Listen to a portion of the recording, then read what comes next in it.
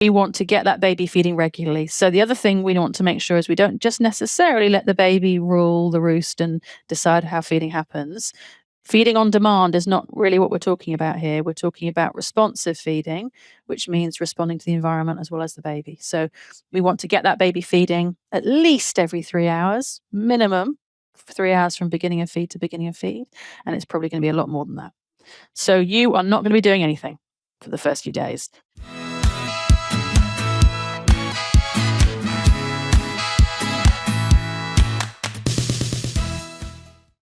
Welcome, everyone, to Spoil Your Baby podcast. I am so excited to have Emma Pickett here today.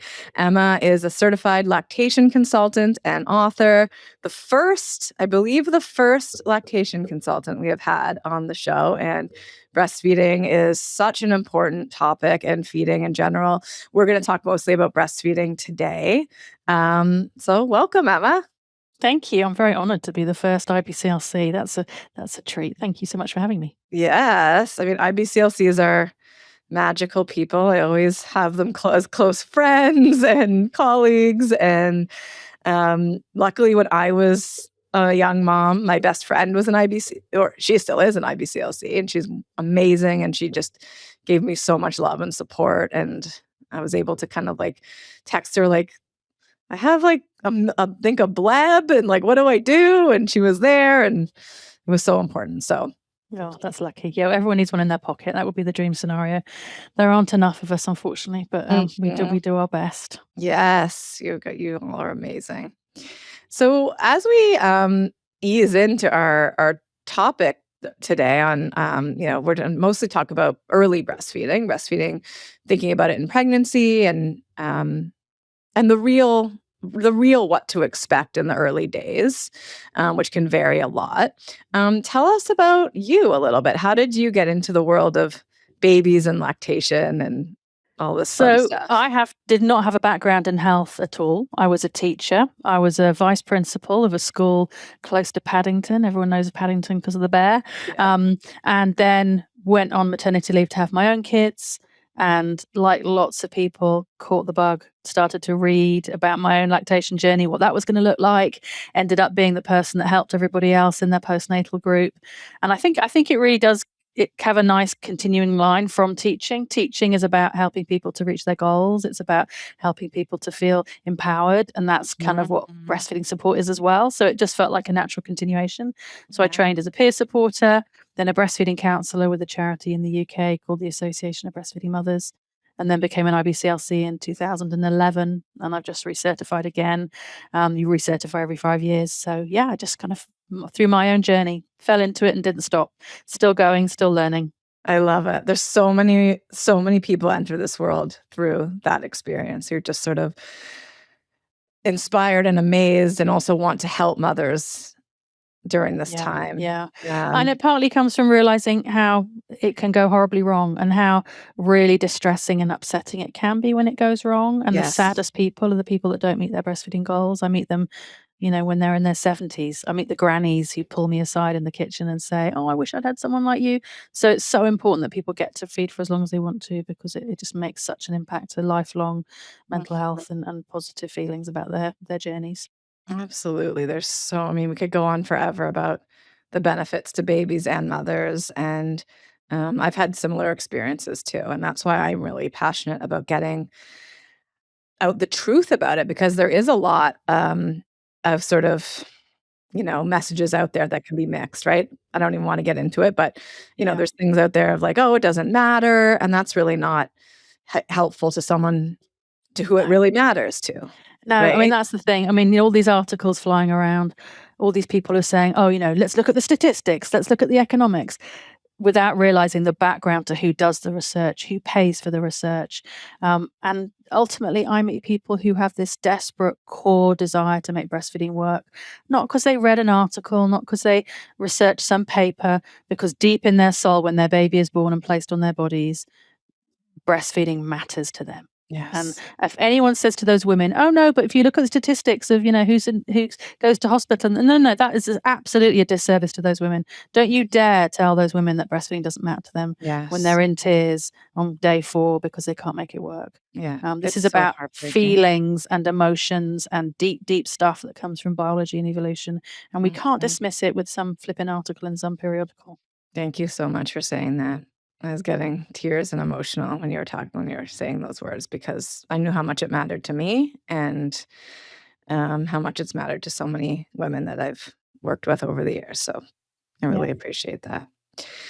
So before we get deeper into how to prepare, I wonder what you think about this. There's certainly a lot of preparation and learning. I love how you talked about how you're a teacher and how you apply, the qualities that make a really good teacher to breastfeeding because we actually are learning as mothers how to breastfeed, right? Like we actually do need a teacher, we need a model, we need love and care and safety to learn. And I think sometimes we don't think that it might be that way, right? As we're coming into it, like from a maiden, and it's like, oh, well, all animals breastfeed, all mammals Mhm. breastfeed, why do I have to? Why is it so hard? It should just be natural and easy.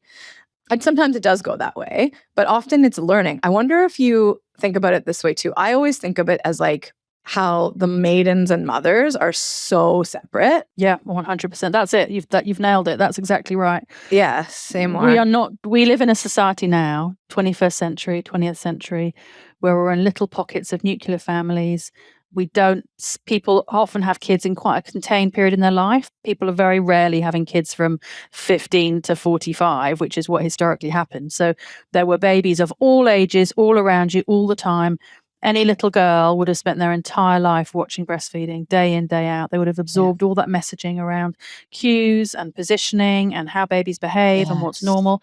They would have cared for babies from the minute they were able to lift a baby. Mhm. And that all stopped with a grinding halt on a big set of brakes in the kind of, I don't know, let's say 18th century, roughly in industrialization, when industrialization kicked in. Trying not to do a history lesson here. Mhm. And we stopped being with babies. And now women are giving birth, and quite regularly, I bet you hear this too.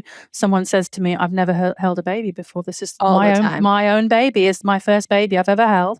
I've never been within a meter of someone changing a diaper before. I've never seen breastfeeding up close. Mhm. This is the very first time." And all that kind of download, all that kind of matrix download that we would have had throughout our entire lives, zero, zilch. There is a Yes. vacuum there. So of course it's going to be flipping hard because we just haven't had that data downloaded. We are Totally. starting absolutely from scratch. All that evolution has been wiped out because it was meant to be taught to us. Drip, drip, drip. It just hasn't happened. Absolutely.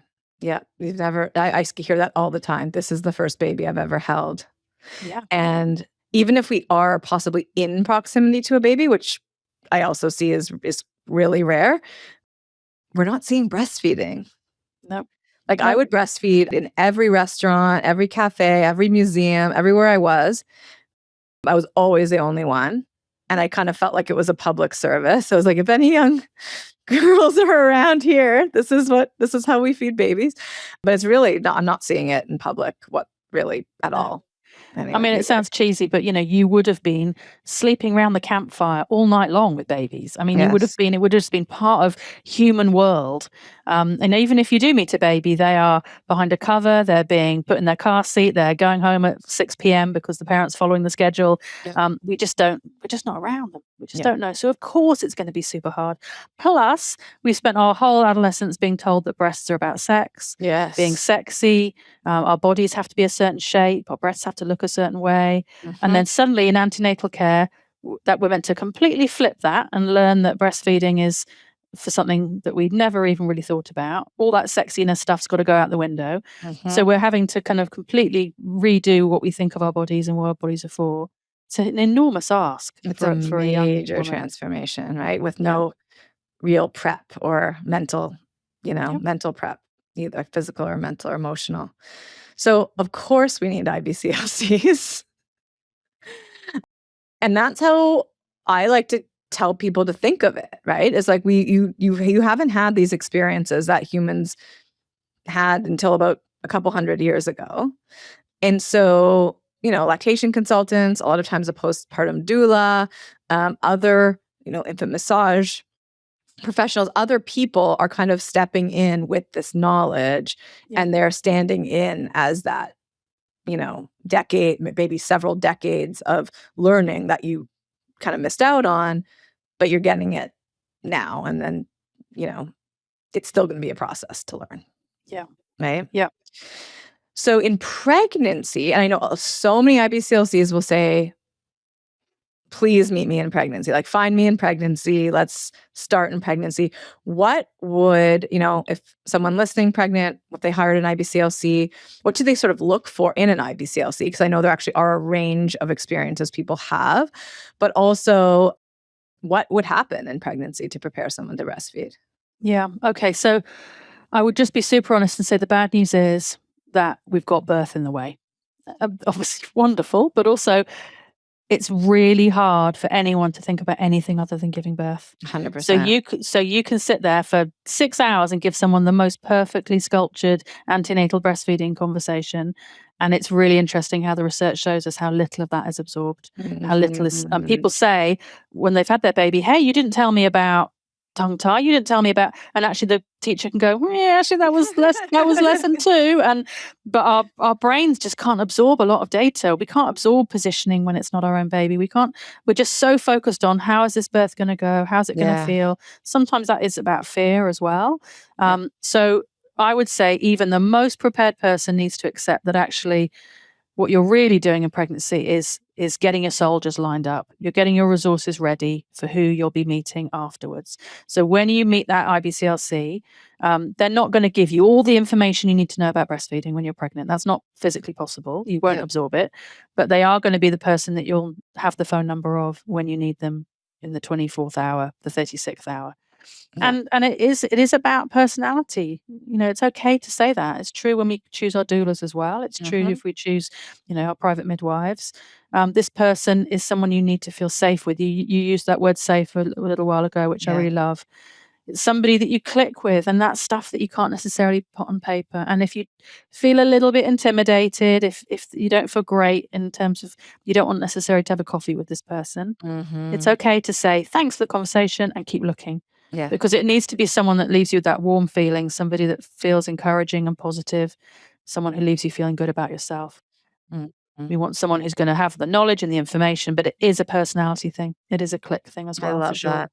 That's true. And I think so much of my work with mothers is to help them find that intuition and actually find that yes from their body in situations. And sometimes we're still using our cognitive brain where it's like, oh, they have the right qualifications. They were recommended by people.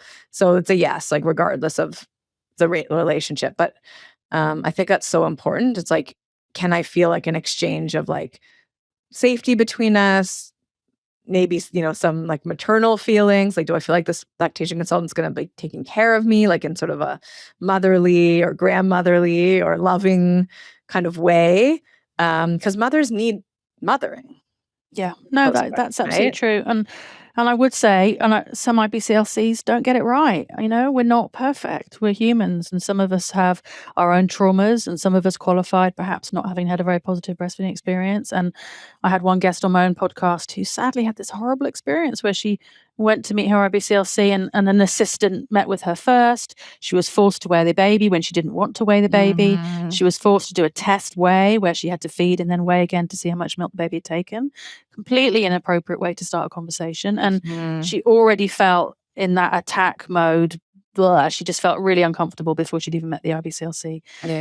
So it probably is about getting recommendations from local people. It probably is about asking your friends and the friends of your friends. Maybe it is the Google reviews, but ideally it is a personal recommendation if possible. I love that recommendation. And I agree too. Like get your IBCLCs lined up in pregnancy. So then when you really need them, they will come. Right. And so some IBCLCs will meet you. If you have a hospital birth, they'll come to the hospital when you need them. They will be at your home, when your milk comes in, and sort of be on call for any issues, right? They'll be WhatsApping you. And I would just say it may also be a leche leader. It may Yes. also be, a WIC peer supporter. It may not necessarily be an IBCLC, depending on your financial situation, what your insurance is doing. Lecture League is a fantastic charity. There are some really experienced, knowledgeable people out there who are volunteers as well. So your local network may not necessarily be somebody that costs hundreds of dollars. It could just be, Yes. the granny down the road who trained as a peer supporter and is a really experienced breastfeeder. It's just working out who everybody is. Absolutely. And it would depend on your level of need of support too, right? But yeah, we love La Leche. Also the community that formed that was my mom's main source of nurturing support when she was a young mom, her La Leche group. So it's so important. So that's great. So you kind of, we want to encourage people to find, plan for lactation support, whatever that's going to look like. And then what does it look like in those early days? Like, for someone who's just like no idea, what does sort of breastfeeding look like, and what was the support look like? And maybe I feel like maybe we should talk about some of the like more challenging routes that some people have, right? That spectrum of like, it could be easy and you might just need a cheerleader. You might just need that La Leche cheerleading and, support. I mean, La Leche does troubleshoot a lot of things too, but, and it also might be like, you actually need quite a lot of help, right? Yeah. So let's talk about that. Okay, you don't ask a hard question, do you, Grace? Okay, so, right, so what does it look like? Okay, first of all, you are giving birth to a teeny weeny tiny primate who is being born really early because we've got daft pelvises and we have to give birth to our babies early because they've got big brains. And that baby doesn't realize they're a separate person. They also don't think that breastfeeding is just about nutrition. It's also about connection and safety and sleep and emotional regulation. They don't care about clocks. They don't care about the app that you've downloaded that your cousin told you to download. They may want to feed 20 times in 24 hours. They may not want to be off your breast at all for a block of 4 hours at a time. They may not want to sleep in a separate space. They've got a big surface area. They lose heat really quickly. They probably are going to want to be close to you. So understanding, if a gorilla mummy gave birth to a gorilla baby in the zoo and spent the next 3 days trying to put the gorilla baby into a separate pile of leaves and not hold the baby, that would be local news. Baby's not bonding with mother's not holding the baby, but human mothers are trying to put their babies in bassinets and trying not to hold their babies. So you should probably expect your baby to want to be in the arms of you or someone else constantly for those first few days. And they're going to be wanting to breastfeed a lot. And that's great news because that's how your milk supply is going to get switched on. So don't ever take that message of, the good babies are the ones that go longer between feeds. The good babies are the ones that go 3 hours. No, that's not how it works. So when a baby's born, depending on how your birth goes, let's imagine your birth is pretty straightforward, no complications. We want to get that baby feeding regularly. So the other thing we want to make sure is we don't just necessarily let the baby rule the roost and decide how feeding happens. Feeding on demand is not really what we're talking about here. We're talking about responsive feeding, which means responding to the environment as well as the baby. So we want to get that baby feeding at least every 3 hours, minimum 3 hours from beginning of feed to beginning of feed. And it's probably going to be a lot more than that. So you are not going to be doing anything for the first few days. That's your job. Yeah, you are not going to be taking your baby to visit your colleagues at work. You are not going to be traveling across town to visit your in-laws. You are going to be nesting in tons of cultures. You would literally not leave your bed for 40 days. So we're not going to necessarily ask you to stay in bed, but you are really expecting to nest and just feed whenever baby wants to feed. I always say the jobs are you drinking and eating enough, feeding the baby, and sleeping. Yeah, that's it. Exactly. People say sleep when the baby sleeps, and we're not kidding because your baby does not have an understanding of night or day. You're going to sleep whenever you can, and it's going to be really intense and really wonderful, and oxytocin's not daft. You're going to be flooded with this amazing, exciting feeling that's a little bit scary and a little bit fantastic at the same time. If your birth breasts are also going to feel a lot of things. Yeah. So your milk will come in, which means you're transitioning from colostrum to mature milk. You may find there is some fullness, although actually some people who feed really frequently don't necessarily get engorgement. So everyone's a little bit different. And you're going to have somebody who's going to help you weigh the baby in the first few days and work out how they're getting on. You're going to have someone who talks to you about what's normal for their diapers and what kind of diaper output we're going to get. And that's how you'll know your baby's doing well. If you're in discomfort, don't listen to anyone who says, oh yeah, we're all in pain, just wait and toughen up, your nipples will get used to it. Nope, we don't accept pain as normal. If you're in pain, we get someone to check, especially if your nipple's coming out looking flattened or squashed. It shouldn't come out looking misshapen after a feed. If you've had a bit more complicated birth, if maybe you had an assisted delivery and there was forceps or ventouse, maybe baby's got a bit of a headache, baby might be affected by that too. So you might need some extra support to get feeding up and running. Very occasionally, babies don't latch on in the first few days because they're struggling with discomfort.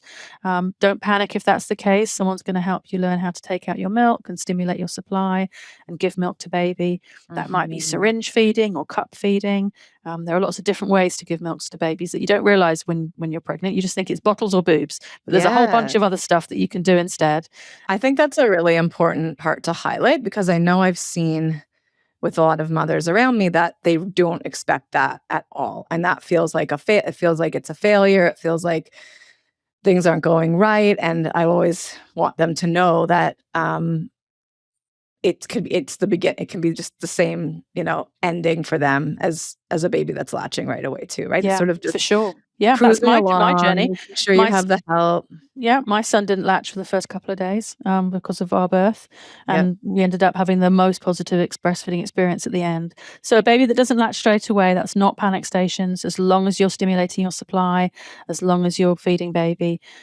Things like finger feeding, no one talks about finger feeding. Using a tube at your finger, baby sucking on your finger, the milk is coming down through the tube. It's a lovely way to feed a young baby, but no one talks about it. Yes. And IBCLC and it might can just help feel you. weird for some mothers, right? That they're just sort of like, what? I don't know what that like. Never even heard of that. Yeah. It's weird. Like I failed, right? And so we want them to know, like, that's a lot of people's journeys, and you get there. Yeah. And that. So you might find that breastfeeding takes a few days to get up and running. I've worked with people whose babies don't latch for a week or 2 weeks or even more sometimes, and they still end up exclusively breastfeeding. Yeah.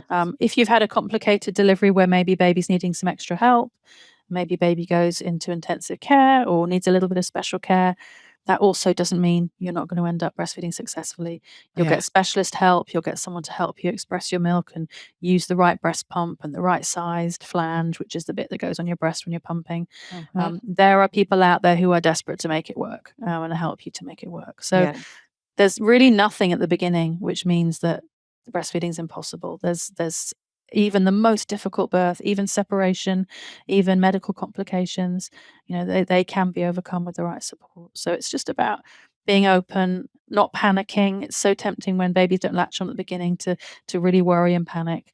But you'll get there with the right help. And we're so lucky to live in places where, we can connect to people on social media, we can message people and email people. People are there 24 hours a day to help you.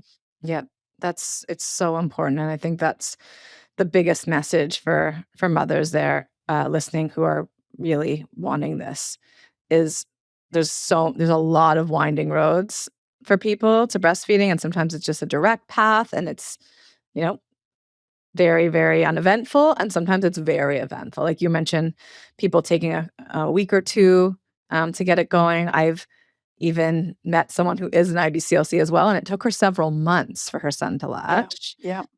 And she did not stop, all the things. And then he latched, and then they had a beautiful breastfeeding journey after a long time. This is one to shock you. My record is meeting someone who took 18 months.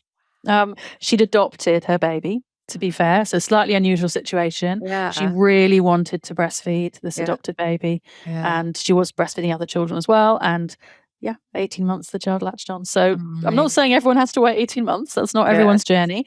And there are lots of different ways to feed your baby. But it sometimes takes a little bit of time. So don't worry if that's your journey. Yes, that's so important. I love that. And then after the early days, once like the latch is established and everything, that's the other thing for moms to know too, is like it's like a job for a while in the beginning, right? Like your baby has to get strong and learn how to get on. You need to figure out your positioning and all of your things. But there is a point where it just kind of becomes, thoughtless almost, right? Yeah, it's just, no, that's true for sure. And people aren't doing this because, they're martyrs to the cause. People breastfeed. One of the reasons people breastfeed is actually because if you get it right, it's really darn easy. It's so easy at night. Travel, going on airplanes, going out for the day to spend a day with your friends and in nature. It's 10 o'clock at night, your baby wakes up, you plonk them on, you both go back to sleep. It's 10 o'clock at night and you bottle feed. We've got to prepare a bottle. We've got to have 70 degrees Celsius. I don't know what that is in Fahrenheit. Forgive me. We've got to have the right temperature to kill the bacteria in the powder. We've got to cool the bottle. People breastfeed sometimes just because it's easier and it's cheaper and it's convenient. And actually, if you get it right, it is pretty magic. It's pretty darn magic to have this thing that not only is convenient, but also immediately emotionally regulates your child, delivers sedatives into their bloodstream, so they're going to go to sleep really quickly, calms them, whatever's happening. It is a magic tool. And that's why people hold out to make it work, because if you get it right, it's amazing. Yes. I'm so happy we brought that into the conversation. I would always marvel because you're exhausted when you're a mom, right? Like, mom, so many of us are doing so many things. It's tiring, and there's things we can support ourselves to be less exhausted. But I just remember just being tired. My son's cranky. Breastfeeding fixes it, and I just get to lie on the couch. Yeah, and it's amazing. And research also says that exclusively breastfeeding mums are the ones who get the most sleep. Nobody believes that. But that is evidence. You go and research that and you'll find out, because when we're breastfeeding, we get the sedatives in our bloodstream too. So exclusively breastfed mums go back to sleep more quickly. So even compared to combination feeding mums or the people giving a couple of bottles a night, it's the exclusively breastfed mums that get the best quality sleep. Yes. So there's reasons why people do it. So many reasons: emotional, physical, the immune system benefits. Yeah, I remember when I finished breastfeeding, that's when all the sickness came. You children. Oh, both, because you started, I was also with, going to school and all this stuff. But I remembered that anytime, any sniffles came up, they usually, quickly went away or just were prevented. I was on an airplane recently too, and there was a bunch of babies suffering on the airplane. They weren't being breastfed. They were being bottle fed. And I remember those times with myself, and it was like flying was great. It was super easy. I just had my son there, put him to sleep. It relieved the ear pressure. It does go on and on. There's a reason why there's that saying, crying, try the boob. Hurt, try the boob. Tired, try the boob. Happy, try the boob. Yep. It solves 100%. everything, right? Yeah, I guess along this line, what are other kind of sentiments mothers have about their breastfeeding journeys, just to give people a little taste of that? I think when you meet somebody who's reached their breastfeeding goals, they just glow. Women just absolutely glow. Yes. And they just feel so proud. I mean, it's pretty amazing to look a little person and go, you went from that little 6-pound kid to that 12-pound kid, and that was me. Oh, my milk. I did that. I remember I got sad when my son started eating food because I was like, I want him to be on there. Yeah, people say that. And, those little fat thighs that I can squidge in my hands, that's me. And I can put you back to sleep, and I can calm you, and I can regulate you. It's so magic. And we know that people that reach their breastfeeding goals are so much less likely to have postpartum depression and postpartum anxiety. Yeah. There's all sorts of reasons why it works. And you just have this glow of oxytocin. I'm not saying it's easy. It really isn't, especially when people have to go back to work. It's incredibly tough to parent anybody in this day and age. But it is super special. I think one of the other things I would just say is that it's so important that you're not just thinking about your IBCLC, who's your supporter, but your family and your partner. They also need to know their stuff as well. It's no good you doing all the research and reading all the books if your mum doesn't get it and she doesn't understand why you're feeding 2 hours later, or doesn't understand why you're co-sleeping. Yes. It's no good if your partner doesn't understand what's happening. So you really need your whole support network to understand responsive feeding, to understand how milk supply works, to understand that it's not better for a baby to go 4 hours. Baby feeding frequently is doing that for a good reason. So just make sure everyone's done their reading, everyone's on the same page. Well, I'm so happy you said that. I lead a mother's program, and we go through this so much where people are not supported in it, and it's like you're already doing the most, probably the most important thing you're ever going to do. You feel so good about it. The last thing you need are your loved ones just nagging, cutting you down at all Yeah. times, right? Like we need mothers, and this is what we try to do in our program and other things, is to just really build up our own self-love, confidence, and bring back that, awe of this incredible thing we do and as we mother. And from that place of confidence, ask our loved ones, I need you to support. This is how I want you to support me. Yeah. Like this, I'm doing this thing, and this is how I need you to be. Yeah, Right? 100% on a practical level. And also, you deserve to have someone saying to you, well done. Yes. I think sometimes we're so nervous about other people who didn't reach their breastfeeding goals that women are kind of shy of saying, I feel really proud. Yes. People don't want to. There was a video the other day on Instagram where someone said, I'm really proud of my breastfeeding journey. And a bunch of people said, oh, well, that's not very kind. That's not very thoughtful. That's not, you're not thinking about people who didn't reach their goals. Find people who you can say to, oh my God, I just reached 6 months. I feel great. Find your network. Yes. They might be people in a Facebook group who live in New Zealand, but find your network and find people who Yes. can help you feel good about what you're doing. 100%. That's why I always say to line up a lactation professional for yourself, because, on the lowest amount of intervention, which my friend did for me, she just helped me with slight positioning. And she told me I was doing a really good job, which just made me bawl and cry in those first, few days, few weeks. That's so important, right? And it doesn't have to be a lactation person. It can be, lots of people cheering you on like that. And then the highest end would be to help navigate something that's really there. Amazing. Thank you so much, Emma. This was such a wonderful conversation. No, You brought up very so many welcome. important points. So I love it. I think that's the kind of the take home here is, if you have this goal and you have set yourself up with the right support and the resources, whether that sometimes they're free, sometimes they're paid, you can be successful, right? It's a very, very small percentage of true roadblocks for people. Yeah. Right? Amazing. So Emma, will you share a little bit about how people can learn more about you and your work and your writing and all kinds of stuff like that? Cool. Okay. So easiest place to find me is probably Instagram, Emma Pickett with 2 T's, IBCLC. I'm writing a lot at the moment about people breastfeeding beyond babyhood. So my last 3 books have been about supporting people breastfeeding beyond 6 months. So if you look at my Instagram, you will find lots of information around toddler feeding and sleep and even helping people to end their journeys. Because ironically, even though we focus so much on getting things off to a good start, some people need help with the ending as well. Yep. But I do have resources for early breastfeeding too. So if you just Google my name, UNICEF, you'll get all the articles on the UNICEF UK website about the first week with a newborn, about not measuring and counting your feeds, Great. Making sure that you're getting the right support when it comes to using apps and not relying on apps to count how many minutes your baby's feeding for. I've also got articles on low milk supply, using nipple shields.